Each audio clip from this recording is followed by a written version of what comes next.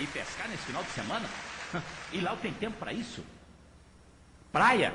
Nem pensar. Estou até o pescoço de trabalho. Só hoje eu tenho 5 reuniões e já estou atrasado para a primeira. Como marido ausente? O quê? Faz 15 dias que eu não vejo nossos filhos? Mas eu dou tudo o que eles querem. Não, tá, mulher.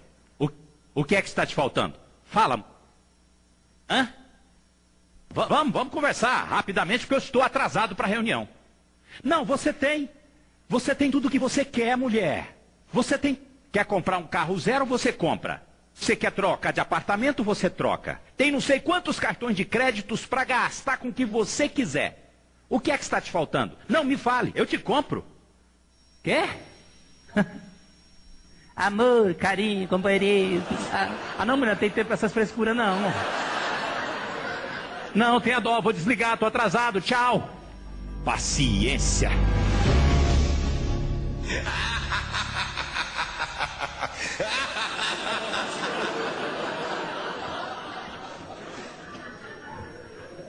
Que é isso, meu Deus do céu? Quem é você? Eu sou a morte. O que você está fazendo aqui? Chegou seu dia, eu vim te buscar. Você tá louco? Eu não tô doente nem nada. Isso é o que você pensa. Há quanto tempo não vai ao médico?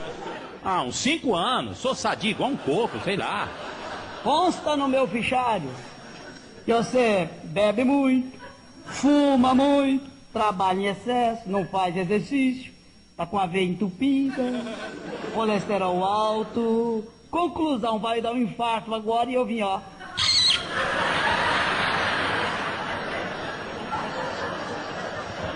Espera aí. Você está querendo dizer que eu vou morrer? Agora. Mas isso é uma injustiça, viu? Fique você sabendo que para ter uma velhice digna e de conforto eu trabalhei para morrer. Verdade, trabalhou para morrer. Se tivesse economizado energia, cuidado da saúde, podia viver mais uns 30, 40 anos, agora se lascou. Não, espera aí. Tem um mal entendido dessa história. Como é que é seu nome mesmo? Anjo da morte, mas pode me chamar de morte mesmo, sou simples. Sei. Dona Morte, você sabe que na vida é tudo uma questão de negócio, né? Só não tem jeito pra morte, né? Diga lá. Quanto é que você quer para me deixar viver aqui mais 40 anos? Pode falar e eu vou fazer o cheque. À vista. Meu 40 filho, anos. Pode falar. Aqui é onde o filho chora e a mãe não vê. Você se lascou, meu filho, dessa vez. Sabe quantas pessoas tem na Terra? Bilhões. Sabe quantas vão estar vivas daqui a 120 anos? Nenhuma. Sabe por quê? Porque eu vou, ó. Uma por uma. Mas eu vou morrer. Agora. Eu vou deixar minhas empresas, meus negócios aqui, a minha família, a minha mulher, tão nova, tão bonita. Você é fingido, rapaz? Você é falso, hein, rapaz? Sempre achou sua mulher feia, enjoada, gastadeira, linguaru. Sabe o que você tá com medo? O quê? Dela casar com outra e gastar seu dinheiro com o Ricardão. Nem fale uma coisa dessa. Nem fale um negócio desse porque vai me dar um troço. E vai mesmo, e agora? Nem me fale. Sabe o que o Ricardão vai fazer? O quê? Vai levar sua mulher na praia. Não. Caldas Novas. Não. Você já levou sua mulher na boate? Não, claro que não. Ele vai levar. Não. Vai levar sua mulher na Sanfona de Ouro. Não. Boteco do Zé. Na Eclipse. Sanfona de Ouro, não. Escuta aqui, o que você se cismou comigo, hein? Tem tanto bandido por aí precisando de morrer, você vem logo pra cima de mim. Eu não sei se você sabe, eu sou um empresário honesto, trabalhador, cumpridor dos meus deveres, contribuo com o crescimento desse país, pago os meus impostos em dia. Todo mundo é assim. Leva os bandidos que estão por aí, que tem demais, Bin Laden, sei lá, me deixa em paz. Rapaz, deixa eu ficar empurrando os outros, rapaz. Chegou a sua vez, meu filho, ó. É hoje. É aquele velho ditado, né? Pra morrer, basta estar vivo. Isso é filosofia de boteco, rapaz. Ô, senhorita. Eu já tô apelando com você, rapaz. Eu não tô pronto pra morrer, não. Eu já tô uma morte meio cansada já tô querendo pedir aposentadoria. Rapaz, eu já tô cansado. Rapaz. Arruma logo que eu vim te buscar. Pelo amor de Deus, por tudo que é mais sagrado, me deixa viver aqui pelo menos mais 20 anos. Você tá louco, rapaz, 20 anos é idade. Tá bom, 10 anos então. É muito. Chama que morte mais ruim de negócio, meu Deus do céu. Pelo amor de Deus, me dê 5 anos. 5. Ainda bem, 5 anos. 5 dias. 5 dias? Isso pra você repensar a sua vida, ver se valeu a pena ganhar tanto dinheiro, correr tanto pra não levar nada. Já viu falar que caixão não tem gaveta? Você não vai levar nada. Mas E vocês que estão me olhando aí, o dia de vocês vai chegar e eu vou, ó. 5 dias, ó. Oh.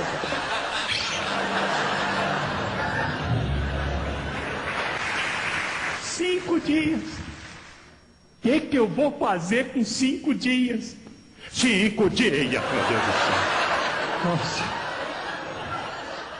Alô? Lindalva? Sou eu. Uai, eu quem? Seu marido, aí. Por que eu tô te ligando? Não, eu fui um pouco grosso com você aquela hora, né? Tá, você me desculpa, me perdoe, tá? São os negócios, né? Lindalva, eu estive pensando sobre aquilo que você me falou. Uai, sobre passear, uai. Não, vamos. O que me fez mudar de ideia? A vida é muito curta, né, Lindalva? Você pode estar morto daqui 5 dias. Vamos. O quê? Final de ano? Que final de ano? Arruma a mala, eu tô passando aí agora. Que você está com problema sanguíneo, que você precisa se exercitar, porque se você não se exercitar, eu não consigo fazer igual ele. A hora vai chegar. E aí a gente começa a tomar consciência e repensar a vida. O que eu estou fazendo? Eu não estou aproveitando meu tempo com os meus filhos, com a minha esposa, eu não estou cuidando de mim, eu estou crescendo, eu estou ficando rico, e muita coisa está acontecendo, mas a qualquer momento eu posso morrer.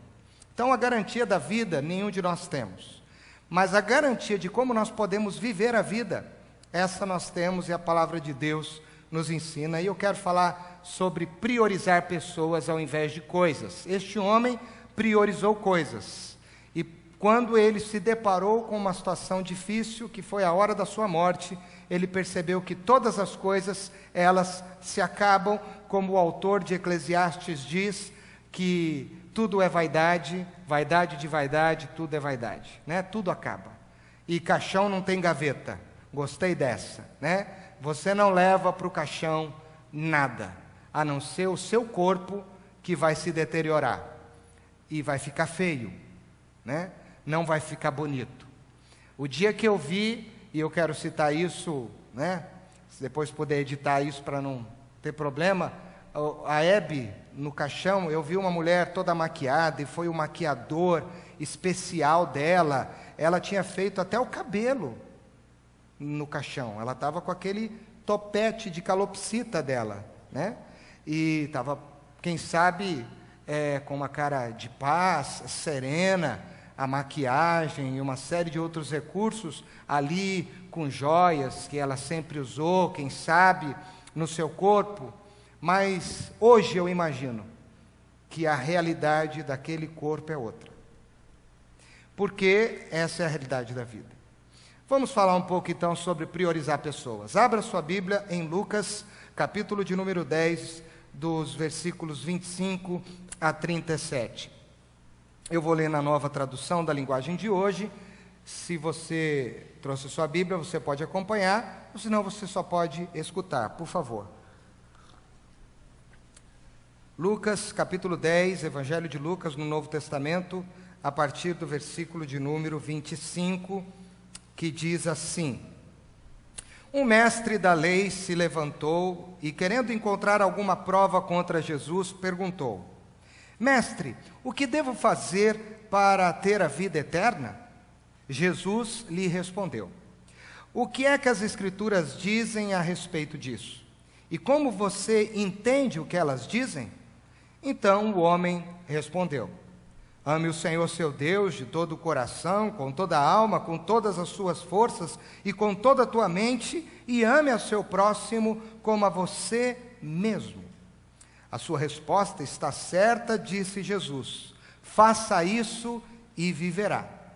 Porém, o mestre da lei, querendo se desculpar, perguntou: mas quem é o meu próximo?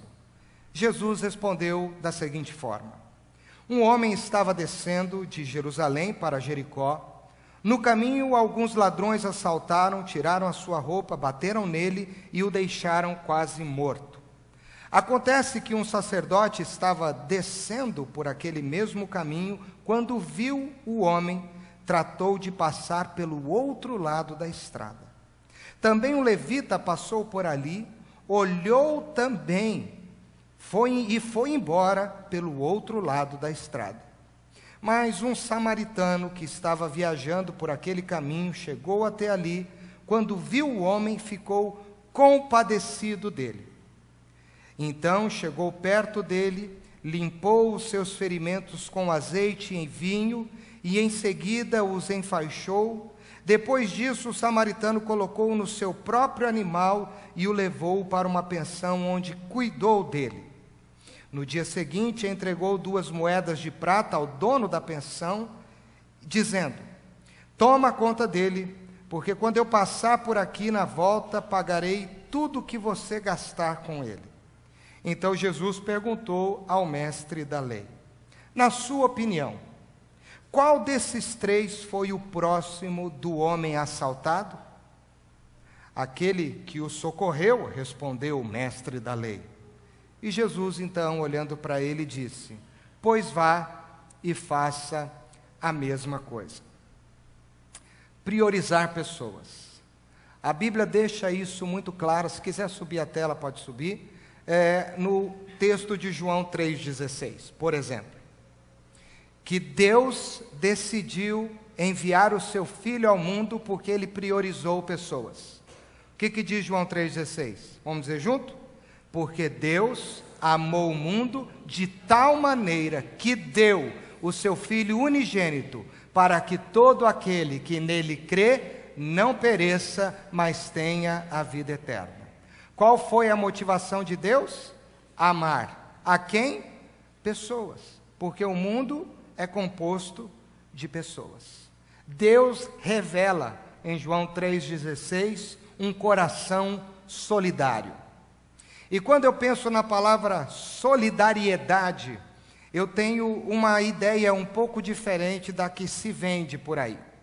Solidariedade é você se empatizar com outro cidadão, e ao olhar a situação dele ou dela, você se propõe a tomar uma atitude, a ter uma postura que vai fazer com que o sofrimento ou a situação daquela pessoa difícil seja minimizado. Essa é uma ação de solidariedade.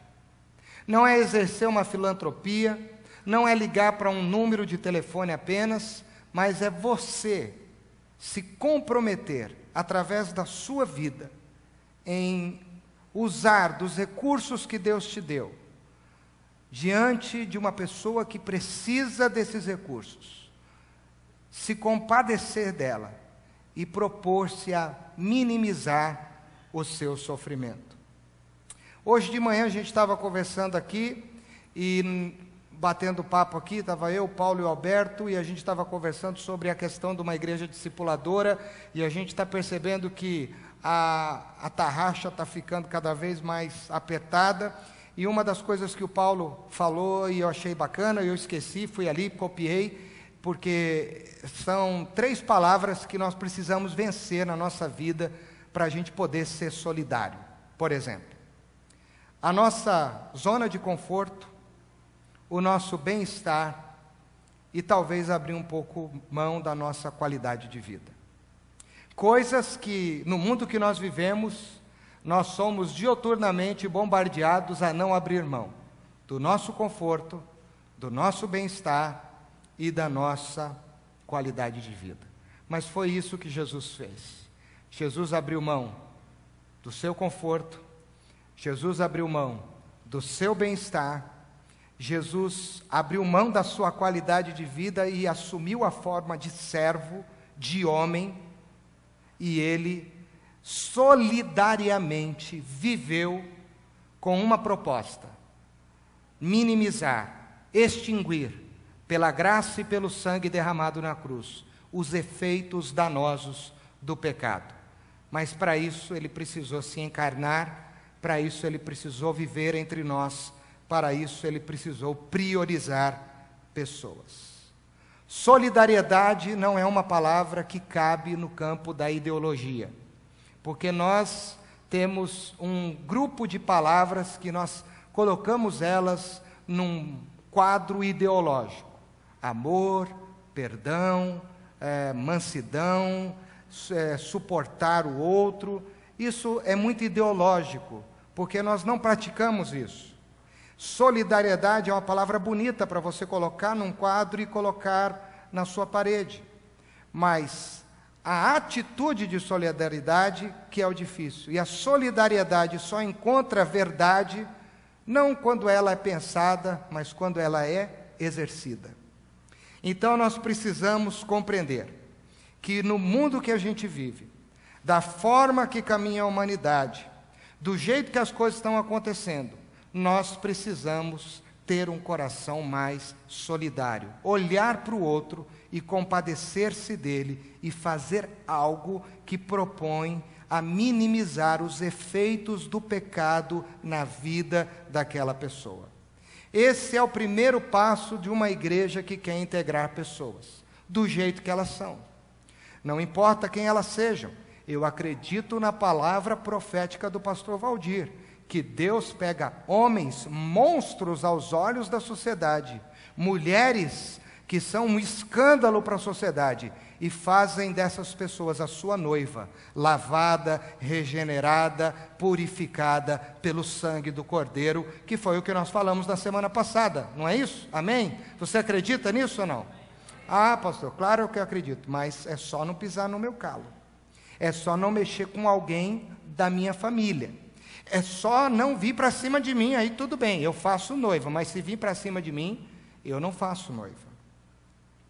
Então, uma frase que eu ouvi esses dias, numa revista, ela dizia o seguinte, que o homem pós-moderno, ele está se fechando cada vez mais para o outro. Achei isso sensacional.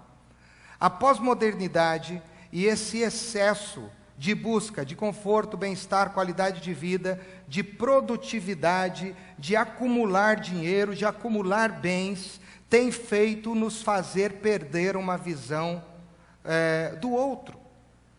E quem não vê o outro, não vê a Deus, porque o outro é a imagem de Deus. Então nós começamos a ter uma visão deturpada de quem Deus é, a partir do momento que nós temos uma visão deturpada de quem o outro é. Hoje nós vivemos a ênfase de que nós somos o centro, nós somos o foco, nós temos que ter as nossas necessidades supridas já, agora, it's now. Vou estudar inglês agora, hein? Então, mas a gente fica olhando para os outros e a gente não sente mais a dor deles. A gente tem vizinhos de prédio que estão perdidos e a gente não consegue mais se solidarizar com essa pessoa.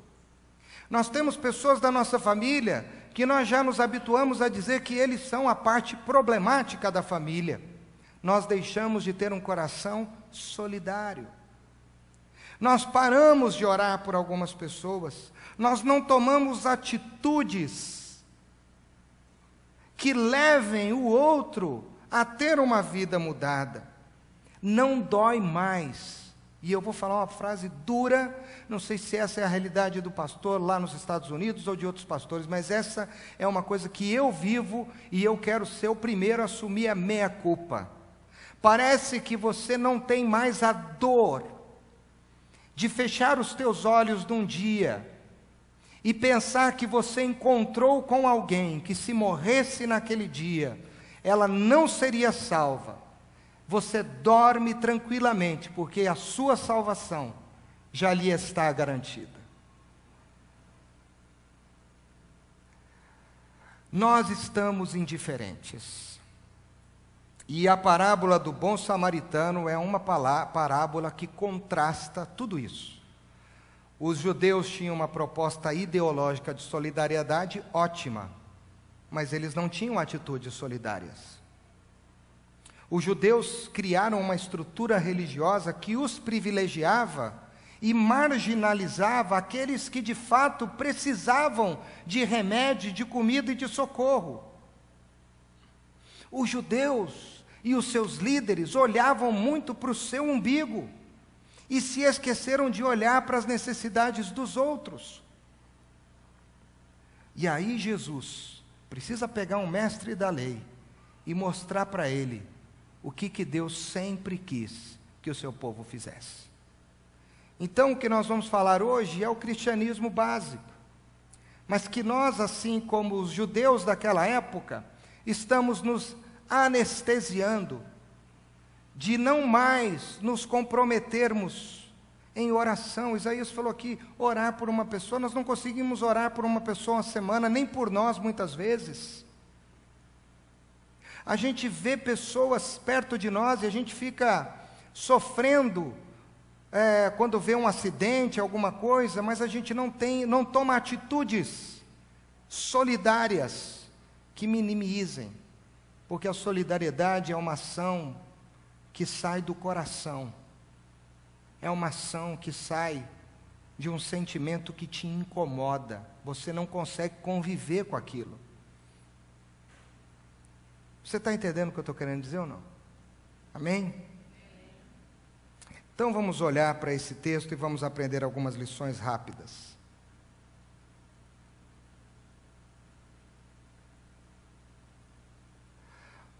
Esse homem chega para Jesus e todos nós já sabemos quais eram as intenções dele. Ele queria colocar Jesus à prova e o versículo 25 deixa isso claro. Ele não foi com boas intenções, ele foi com más intenções. Porque Jesus confrontava o status quo de uma vida incoerente que aqueles homens viviam, usando a própria palavra que eles pregavam, vivendo de uma forma coerente. E se tem uma coisa que deixa o indivíduo nervoso, é ele ver alguém vivendo aquilo que ele fala e não vive. E Jesus fez exatamente isso. Então esse mestre da lei vai até Jesus e tenta colocá-lo à prova. E aí ele pergunta para Jesus, a primeira pergunta é: mestre, o que devo fazer para ter a vida eterna? Essa é a pergunta capciosa, a primeira pergunta para introduzir um diálogo, para ver se Jesus dá uma escorregada. Mas Jesus, assim como já foi dito esses dias aqui, diante da tentação, qual foi o recurso que ele usa? Ele diz assim: o que dizem as Escrituras? E aquele homem, como ninguém, sabia bem as Escrituras.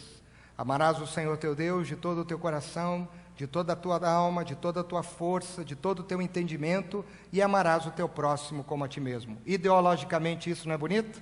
É bonito ou não é? Mas o que Paulo vai dizer lá em 1 Coríntios capítulo 13? Se isso não for efetivado numa ação, de nada, é um barulho de sino que bate e só faz barulho. Blim, blim, blim, blim. Aí Jesus dá uma moral para o cara e diz assim: você respondeu bem, você é bom, hein, cara? Você, estudioso, um cara bom, você sabe. Aí o cara viu que Jesus não caiu na dele, ele faz a segunda pergunta. E aí ele pergunta assim: mas quem é o meu próximo? Porque para o judeu, o próximo é outro judeu. Um gentil não é um próximo, o samaritano não é o próximo, o leproso que nós falamos a semana passada não é o próximo, o cego de nascença não é o próximo, a prostituta não é a próxima, a mulher abandonada não é a próxima, a mulher hemorrágica não é a próxima, um endemoniado não é o próximo, e assim por diante. E aí Jesus então lhe propõe a parábola. O versículo 29 é a chave de todo esse discurso e esse diálogo. Quem é o meu próximo? É isso que Deus quer nos falar nessa noite. Quem é o meu próximo? Será que o meu próximo é esse irmão que senta ao meu lado no banco? Será que o meu próximo é esse irmão que compartilha comigo os mesmos ideais de fé que eu tenho? Será que o meu próximo é só o meu marido, a minha esposa e os meus filhos, os meus irmãos? Será que o meu próximo é quem de fato está perto de mim? Ou o meu próximo é um semelhante a mim, mesmo à distância? Martin Luther King, quando ele defendeu os seus ideais, ele se levantou e ele disse algo para a sociedade norte-americana que ofendeu muita gente. E ele foi morto por isso. Ele disse assim: quando nós temos um discurso e nós não temos uma atitude, nós somos cúmplices da morte dos outros. E aí ele diz assim: ignorar ao pobre é tornar-se cúmplice dele. O pobre aqui é o desfavorecido, é o desvalido, é aquele que precisa de mim. E Jesus conta essa parábola para este mestre da lei enxergar a hipocrisia que era a sua vida e que ele não conseguia enxergar, porque é muito difícil a gente enxergar algumas coisas na nossa vida. Nós estamos tão focados no nosso conforto, nós estamos tão focados no nosso bem-estar, nós estamos tão focados na qualidade de vida que é difícil. Tem gente que fica perguntando assim: pastor, mas nós vamos começar os pequenos grupos, eu vou ter que abrir minha casa uma vez por semana, eu vou ter que fazer uma visita, eu vou ter que abandonar a academia um dia, eu vou ter que deixar de fazer alguma coisa. Tem gente que nem veio assistir nenhuma aula porque não quer se comprometer. Então, é difícil, porque abrir mão do que é gostoso Mas qual foi o exemplo de Cristo? Lá em Filipenses 2, ele se esvaziou.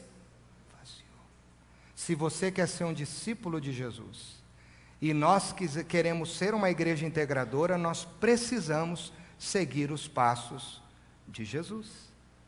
Porque senão nós vamos ser um bando de pessoas que ficam aqui com as suas idiosincrasias, com as suas ideologias, com os seus conteúdos, falando, mas não fazendo nada. Nós precisamos fazer alguma coisa, porque Jesus nos escolheu para isso. Pela fé e no campo espiritual, e você que está nos visitando, não se assuste, essa é uma palavra para a igreja, dos membros da igreja.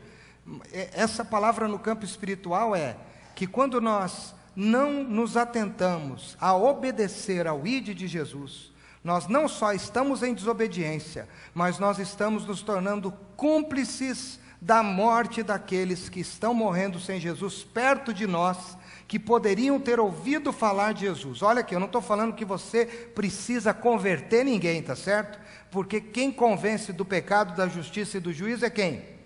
É o Espírito Santo. Mas você precisa ser uma martiria.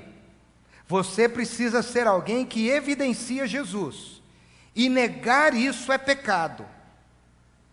Calar-se quando você deveria falar do amor de Deus é pecado. Você sabe por que eu admiro algumas outras pessoas que têm outras ideologias religiosas? Porque eles são coerentes. Eu contei hoje de manhã aqui. Eu, sexta-feira, fui trocar o pneu do meu carro, vou repetir porque essa história me impactou esse final de semana. E o cara falou assim para mim, estava na promoção, estava lotado lá, ele falou, não, 30 minutos eu troco o pneu do teu carro. Eu falei, 30 minutos dá para esperar. Fiquei em pé lá, não tinha nem sala para sentar, nada, café da manhã, frio.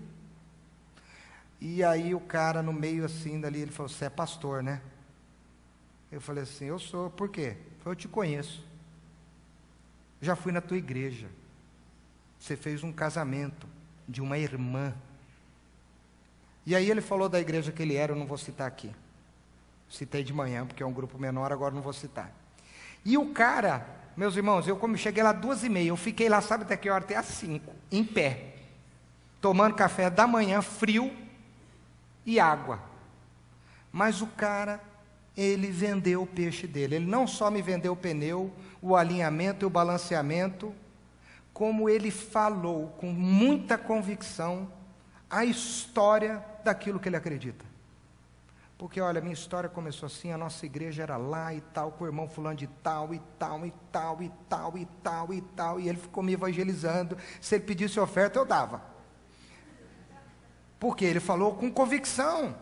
Eu posso não concordar com ele, mas uma coisa eu não posso abrir mão. Ele tinha convicção, e quando ele teve uma oportunidade, mesmo eu parecendo um adversário forte, porque eu sou um pastor, né? Claro que isso não vale nada, eu ser pastor, porque eu sou pecador igual a ele, mas ele falava, evangelizar pastor? Vou falar da minha fé para ele, quem sabe esse pecador se converte. Irmãos, isso me tocou, mas a gente não faz mais isso. A gente chama os amigos, e ao invés da gente evidenciar Cristo, a gente passa de largo, que é o que exatamente esses homens fizeram. Então a primeira lição é que eu preciso vencer a minha incoerência entre a minha ideologia e a minha prática.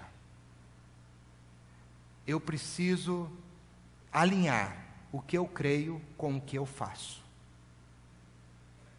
Esse é o básico. Se eu não alinhar, não dá nada. Então, Jesus diz, o sacerdote não alinhou. Qual é a função do sacerdote? Pregar a palavra, falar do amor de Deus. Mas quando ele viu um homem ensanguentado, precisando de socorro, a Bíblia diz, ele passou de longe, passou de largo, atravessou a rua.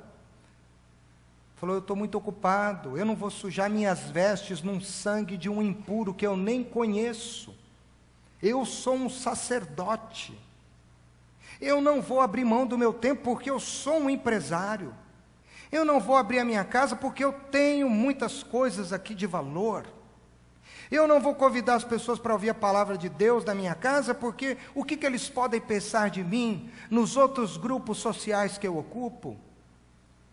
Eu não vou fazer isso porque, vocês estão entendendo?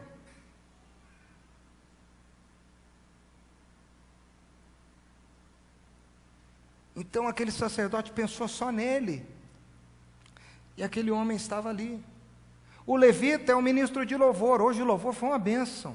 Eu quase voei aqui na frente a hora que cantou Fonte de Amor. Só faltou asa. Mas essa música é linda, né? E o Ricardo ia me segurar aqui, né? Porque hoje ele estreou no louvor aqui, porque ele é forte. Só que, irmãos, o levita que canta Fonte de Amor, Árvore da Vida, tem muito levita na igreja que quando desce do altar não cumprimenta nem o irmão. Faz de conta que não existe. É uma palavra para a igreja. Queremos ser uma igreja integradora, precisamos priorizar as pessoas. Várias pessoas ficaram em pé hoje. Do seu lado, você se levantou para esticar a mão para cumprimentar essa pessoa e dizer, seja bem-vindo? São coisas simples, mas eu aprendi desde cedo que quando alguém vai em casa, eu trato bem. Por isso que eu brinco. Eu vou na tua casa, se você não tiver nada, me dá uma água gelada, pelo menos. Porque pastor não gosta só de água gelada, né? Ficou a dica aí, tá bom, irmãos? Então é o seguinte, é isso aí. Mas a gente nunca tem tempo, a gente não quer abrir. E é uma coisa que eu admiro na moçada, e vocês que estão aí na galeria, gente, agora segura aí que é para vocês a bênção. João disse, jovens, eu vos escrevo porque sois fortes. Vocês podem dizer amém aí ou não? E não, isso aqui é amém pela madrugada, aqui a igreja ficou até frustrada. João disse, jovens, eu vos escrevi porque vocês são fortes. Oh, melhorou. Porque vocês têm vencido o maligno. Oh, glória, está melhorando. Vocês são muito presbiterianos ainda. Só que é o seguinte, o jovem, eu admiro isso. Se for para ele passar a noite batendo um papo com um amigo, ele passa, não passa? Eu já não tenho esse pique. Eu passo a noite dormindo. Eu fico ali orando profundamente pela Amable enquanto ela acorda para amamentar a Vitória. E é profunda essa oração, irmãos. Profunda. Mas vocês têm ânimo. Então imagine vocês usarem esse ânimo, essa garra, essa disposição, essa energia, esse monte de hormônio e efervescência dentro de vocês, minha gente, para falar de Jesus para os amigos de vocês, para alcançar aqueles amigos de vocês que hoje usam maconha, cocaína, bebem, se drogam, se prostituem, mas são vazios. Só que tem uma coisa, para você fazer isso você tem que ser exemplo. Mas se tem uma coisa que não falta para vocês, é energia. Agora, nós também temos energia. Não vai ficar de fora aqui os mais velhos. Nós, mais velhos, tá certo? A média de idade aqui, 40 anos, tá bom? Nós temos um monte de recursos. Então, nós precisamos olhar mais para a dor do outro. Nós temos o melhor remédio, nós temos o melhor discurso, nós temos a melhor experiência. Jesus mudou a nossa vida, a nossa história, a nossa casa. Por que não compartilhar isso? Porque dá trabalho.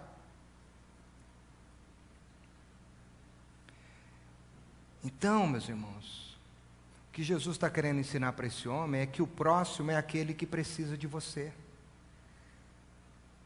É aquele que precisa de você com aquilo que você pode dar para ele. Se você não tem dinheiro para dar, dá amor. Se você não tem amor, quem sabe para dar, ore por ele, para Deus colocar amor. Mas se você tem dinheiro para abençoar uma vida, abençoe uma vida. Eu costumo dizer que tudo é de Deus, tudo que nós temos é de Deus, não pertence nada a nós. Deus só nos usa para sermos canais na vida do outro. Mas o que a gente está fazendo? A gente está retendo a bênção. Uma igreja integradora é uma igreja que olha o necessitado. E essa semana eu estava fazendo uma análise de algumas pessoas que eu não tenho visto mais. Sozinha é difícil, né? Mas eu não sei o que aconteceu com elas. Tento ligá-las, não atendem. E talvez podem pensar com razão: faz tanto tempo que eu não vou na igreja, ninguém sentiu a minha falta. E a gente chama de irmão.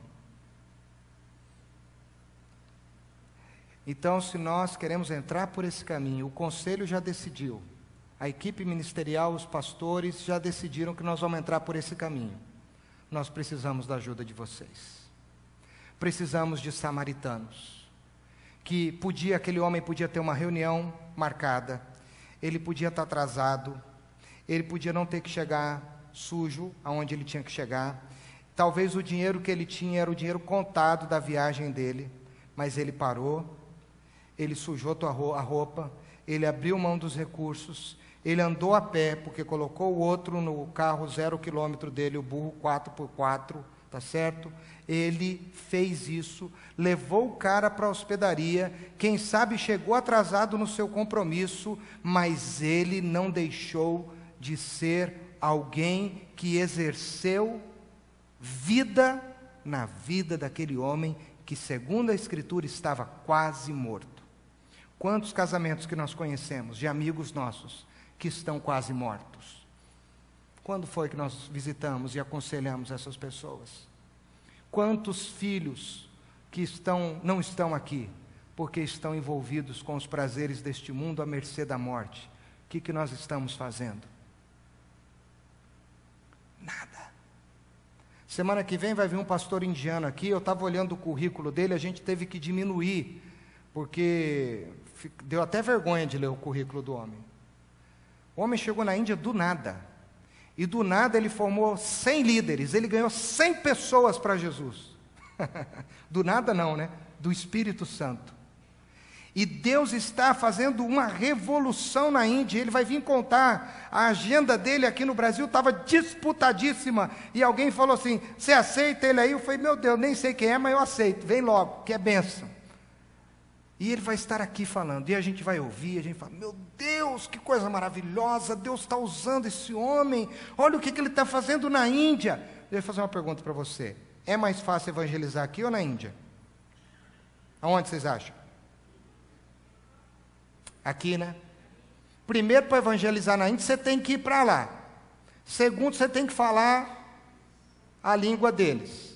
Terceiro, você tem que conhecer a cultura deles. Aqui você já sabe de tudo isso. Você já sabe o nome, o endereço, o que essa pessoa gosta, o que ela não gosta. Mas o que você tem feito? Meu irmão, minha irmã, não passe de largo. A vida é curta. E quando nós priorizamos as coisas e esquecemos das pessoas, pode ser que a vida se vá, ou a nossa ou a delas. E a gente vai chegar diante do Cordeiro e ele vai perguntar para nós: o que você tem para apresentar para mim, meu filho? E você pode dizer para ele assim: eu tenho alguns frutos, Senhor, tenho algumas vidas. Mas você também pode chegar lá e ele dizer: você foi medido, você foi pesado, você foi julgado, você foi passado pelo prumo, como diz o profeta, e infelizmente você não vai poder entrar.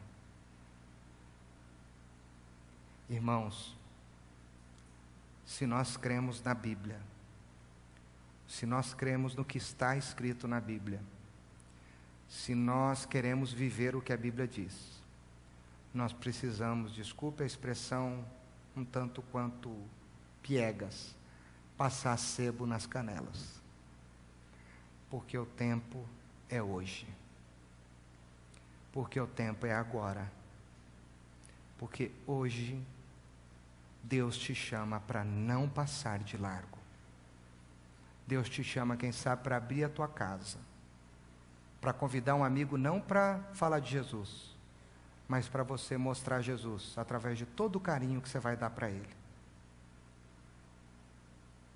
Quem sabe Deus vai usar a sua vida para abençoar alguém que está precisando de algum recurso, por alguma necessidade, e Jesus tem te abençoado, e você vai abençoar essa pessoa, e a pessoa vai falar: mas por que você está fazendo isso por mim?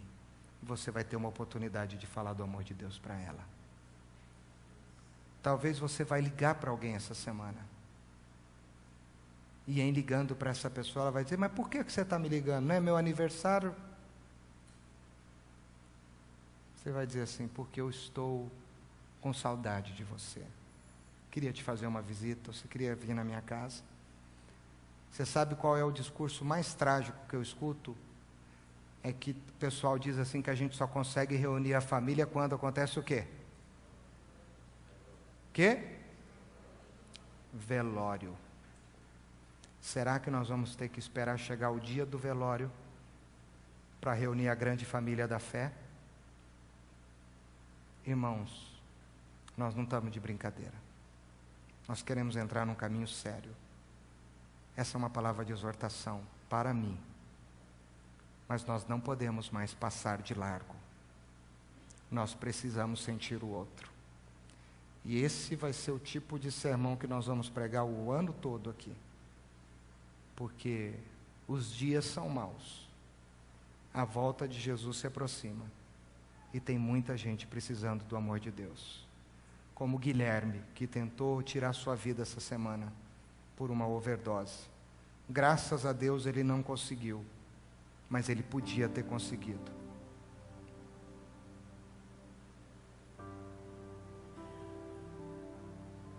Então, meu irmão,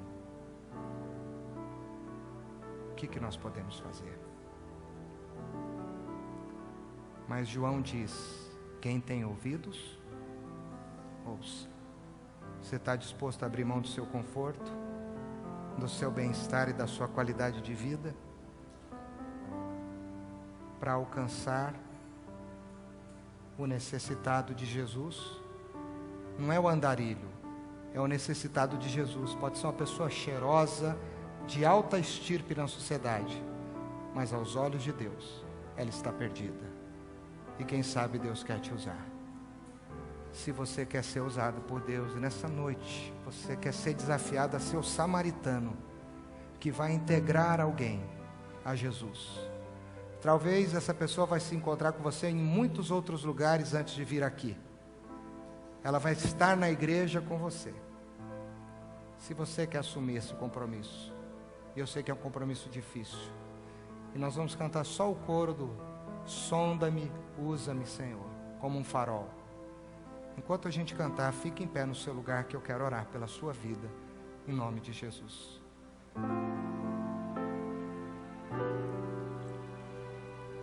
Sonda-me,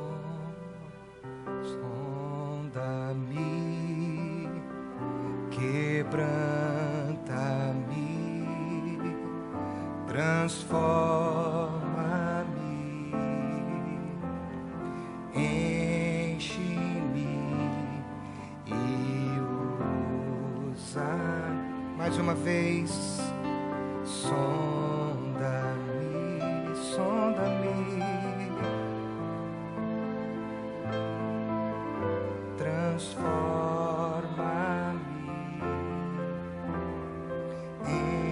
enche-me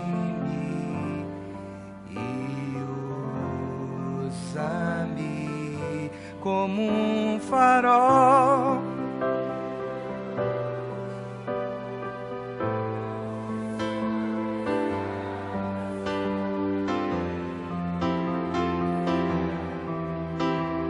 Flecha que acerta o alvo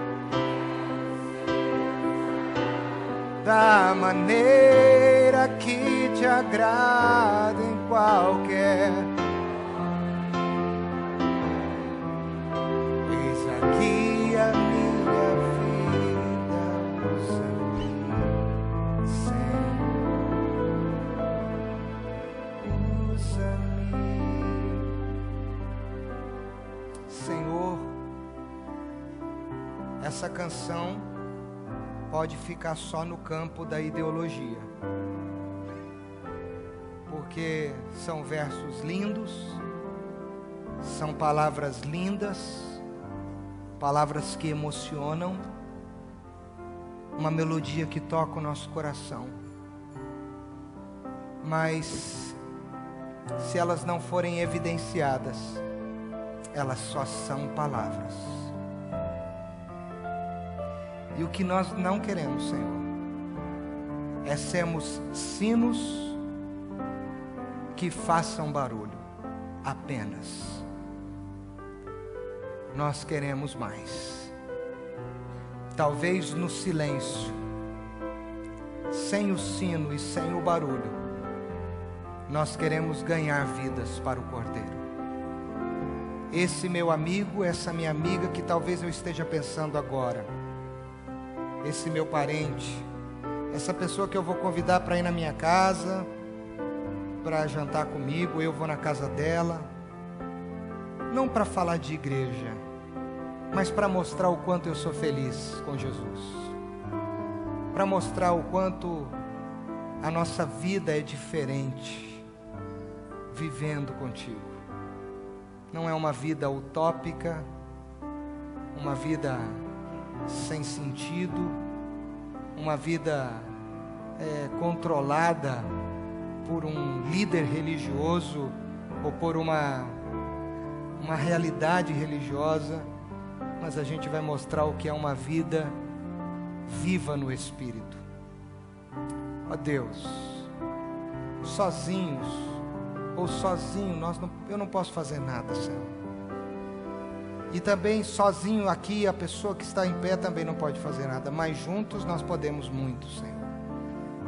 Então, usa-nos conforme o teu querer, em nome de Jesus. Mais uma vez, como um farol, ponte, como abrigo no deserto, flecha que acerta o alvo. Eu quero ser usado da maneira que te agrade em qualquer hora e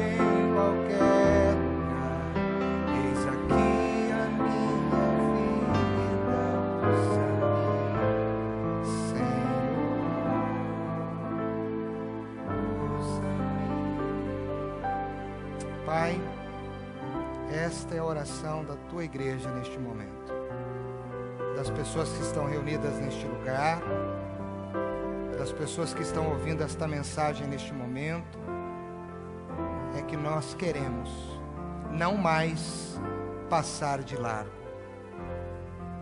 Nós queremos, Senhor, ter uma vida que evidencia a felicidade que nós temos de sermos salvos, a alegria que nós temos de sermos, Senhor Deus, justificados e redimidos pelo sangue do Cordeiro. Ó Deus, assim como o salmista orou, restitui-nos a alegria da tua salvação, porque uma pessoa alegre é uma pessoa contagiante, e que aqui tenhamos cristãos contagiantes, alegres, porque são salvos, porque são teus filhos. Essa é a nossa oração, esse é o nosso desejo, em nome de Jesus.